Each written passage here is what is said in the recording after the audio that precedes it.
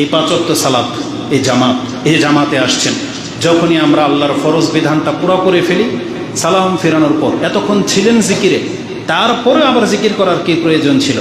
কিন্তু রাসূলুল্লাহ সাল্লাল্লাহু আলাইহি ওয়াসাল্লাম সালাম ফেরানোর পরে লম্বা সময় ধরে বসে বসে আল্লাহ সুবহানাহু ওয়া তাআলার তাসবিহগুলো পাঠ করতে থাকতেন।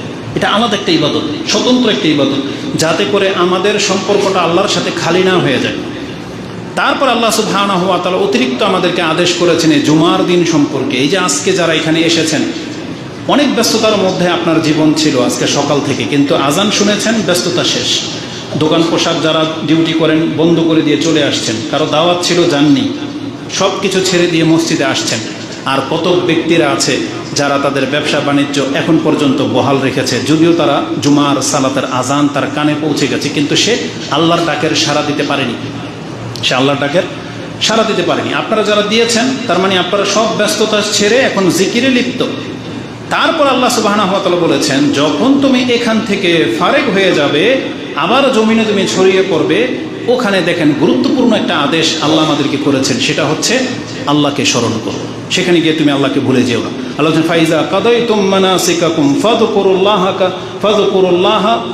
ফাইজা কাদাইতুম, ওটা এত বলে ফেলেছি, এটা বলি, ফাইজা কুদিয়াতিস সালাহ ফান্তাশিরু ফিল আরদ ওয়াবতাগু মিন ফাদলিল্লাহ। যখন তোমরা নামাজ থেকে ফারেক হয়ে যাবে, আবার জমিনে ছড়িয়ে পড়বে, সেখানে আল্লাহর অনুগ্রহ তোমরা তালাশ করবে। সেখানে গেলে কি করবে? এটা বেশি গুরুত্বপূর্ণ যে ওই অবস্থায় তোমরা আল্লাহকে স্মরণ করবে। মিন ফাদলিল্লাহ ওয়াযকুরুল্লাহ কাসীরান লাআল্লাকুম তুফলিহুন। সেখানে গিয়ে অধিক মাত্রায় আল্লাহকে স্মরণ করো, যাতে করে তোমরা সফল কাম হতে পারবে। এটা শুধু একটা উপদেশ না, বরং এটা একটা গুরুত্বপূর্ণ আল্লাহর আদেশ, যেটা আপনি সূরা জুমার 10 নম্বর আয়াতে পেয়ে যাবেন। এই একটা আদেশকে আমরা যদি বাস্তবায়ন করতে পারতাম, তাহলে আমরা একে অপরের উপরে জুলুম করা থেকে বেঁচে থাকতে পারতাম। কারণ আমরা যখনই জমিনে ছড়িয়ে যাই, সেখানে গিয়ে যখন আল্লাহকে স্মরণ করার জায়গায় আল্লাহকে ভুলে যাই, ওই তখনই কিন্তু ঘুষ, সুদ, মিথ্যা, চুরি বাটপারি, কাউকে ঠকানো, জোর জবরদস্তি, জুলুম সব চলে আসে। কিন্তু যেই ব্যক্তিকে যে দায়িত্ব দেওয়া হয়েছে, সবাই যখন যার যার দায়িত্বে ফিরে যাবেন, সেখানে যদি আল্লাহর এই কথাটা স্মরণ থাকতো, ওয়াযকুরুল্লাহ, আল্লাহকে স্মরণ করো, তাহলে সেই ব্যক্তি কোনো দিন কাউকে ঠকাইতে পারতো না, সেই ব্যক্তি কোনো দিন জুলুম করতে পারতো না, সীমানা অন্যের জমিনে যেত না, কারণ সে আল্লাহকে স্মরণ করবে। আর আল্লাহকে স্মরণ করা মানে নিজেকে কন্ট্রোল রাখা। আজকে আমরা জমিনে ছড়িয়ে পড়ি ঠিকই, কিন্তু সেখানে গিয়ে আল্লাহকে ভুলে যাই, যার ফলে আমাদের দ্বারা জুলুম হয়, পাপ হয়, মিথ্যা, হারাম সব কিছুর সাথে আমরা জড়িয়ে যাচ্ছি, এর মাধ্যমে একে অপরকে ঠকাচ্ছি। কিন্তু আল্লাহকে স্মরণ করলে এটা আর হতো না।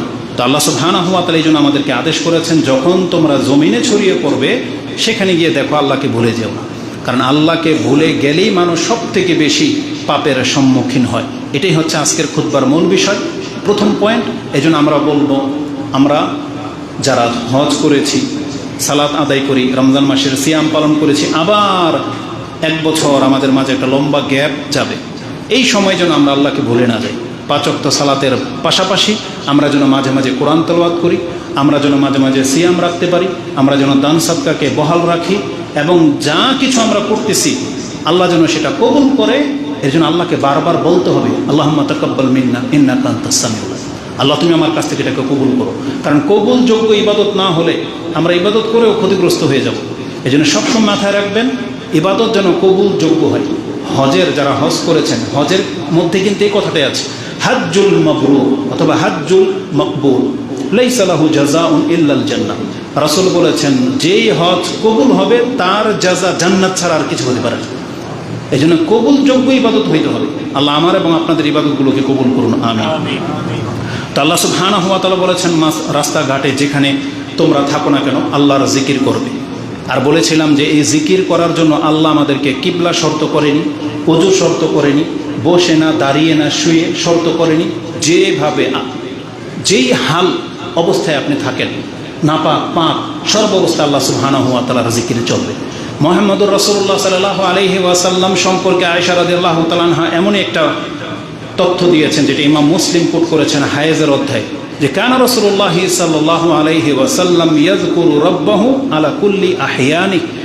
রাসূলুল্লাহ সাল্লাল্লাহু আলাইহি ওয়াসাল্লাম তিনি তার রবকে স্মরণ করতেন সর্ব অবস্থায়, পাক থাকার না পাক থাক সর্বাবস্থায় তিনি আল্লাহর জিকির করতেন। তার মানে এর জন্য আপনাকে এক্সট্রা অজু করা লাগতেছে না, এই জন্য আল্লাহর নাম জপেন, আল্লাহকে অন্তরে সজাগ রাখেন। আল্লাহ দেখতেছে, আল্লাহ আমাকে কি করবে, বিচারের মাঠে কি হবে, এগুলো জাগিয়ে রাখাটাই হচ্ছে আল্লাহ সুবহানাহু ওয়া তাআলার জিকির। তবে কিছু ভাইয়েরা আছে বর্তমানে আমরা তাদের দেখতে পাচ্ছি, তারা দিনদার হিসেবে সমাজে প্রতিষ্ঠিত, দাড়িও রেখেছে, টুপিও পরে, নামাজও পড়ে, আবার তারা খেলতামশায় জড়িত। দেখা যাবে যে খেলার আসরে বসেছে, বিশ্বকাপ খেলা হয়তো শুরু হবে বা হয়েছে, যেটাই হোক, মানুষের ঘরে ঘরে পতাকা টাঙিয়েছে, সে দেখবে খেলা, বলবে সুবহানাল্লাহ, গোল হলে বলবে আলহামদুলিল্লাহ, হাইরা গেলে লা হাওলা ওয়ালা কুওয়াতা ইল্লা বিল্লাহ। এই জিকিরের কথা কিন্তু আমরা বলতেছি না। আপনি জুয়ার টেবিলে অথবা আপনি খেলতামশার ময়দানে আর সেখানে বসে যদি বলে সুবহানাল্লাহ বসে বসে জপেন, এটা আল্লাহ সুবহানাহু ওয়া তাআলার জিকিরের সাথে বেয়াদবি। এটা আল্লাহ সুবহানাহু ওয়া তাআলার স্মরণ হওয়ার পরে আল্লাহ সুবহানাহু ওয়া তাআলাকে মানে তার আদেশকে লঙ্ঘন করার নামান্তর। ওইটা সুবহানাল্লাহ বলার জায়গা না। অনেক খেলাধুলার ব্যক্তিরা আছে যারা জুয়াতে জিতে সাজদা করে, আমরা এটা নিয়ে বা প্রশংসা দিই। জেনে নেন এই সাজদা তাকে জান্নাত দিতে পারবে না, বরং আল্লাহ সুবহানাহু ওয়া তাআলার জিকির মানে হচ্ছে যখন আল্লাহর কথা স্মরণ হয়ে যাবে, একজন মুমিন ব্যক্তি বা সৎ ব্যক্তি সে পাপে জড়াইতে পারে না, সেখান থেকে সে সরে যাবে। কোরআন আল্লাহ সুবহানাহু ওয়া তাআলা বলেছেন, এবং পাপের ক্ষেত্রে বলেন যে কাজে কোনো উপকার নাই আপনার, সেই কাজে আল্লাহ বলেছেন দয়াময়ের বান্দারা কোনোদিন সেই ময়দানে উপস্থিত থাকতে পারে না। ওয়াইবাদুর রহমান সূরা ফুরকানের মধ্যে আপনি পেয়ে যাবেন যে দয়াময়ের বান্দা কারা, তাদের একটা গুণ হচ্ছে আল্লাহ সুবহানাহু ওয়া তাআলা বলেছেন ওয়াল্লাযীনা লা ইয়াশহাদুনা যুর ওয়া ইযা মাররু বিল লাগwi মাররু কিরামা। আমাদের দয়াময়ের বান্দা কোনোদিন মিথ্যার সাক্ষী দিতে পারে না, মিথ্যার কোনো কাজে জড়াতে পারে না। ওয়া ইযা মাররু বিল লাগwi, আর যেখানে খেলতামশা হচ্ছে কখনো যদি সেই পথ দিয়ে সে যায়, মাররু কিরামা, সে নিজের সম্মানকে বাঁচিয়ে আনার জন্য সেখান থেকে সে সরে যায়। কি অন করেন নাই? কি বলেন, অন করছেন? এটা ধরছে কেউ?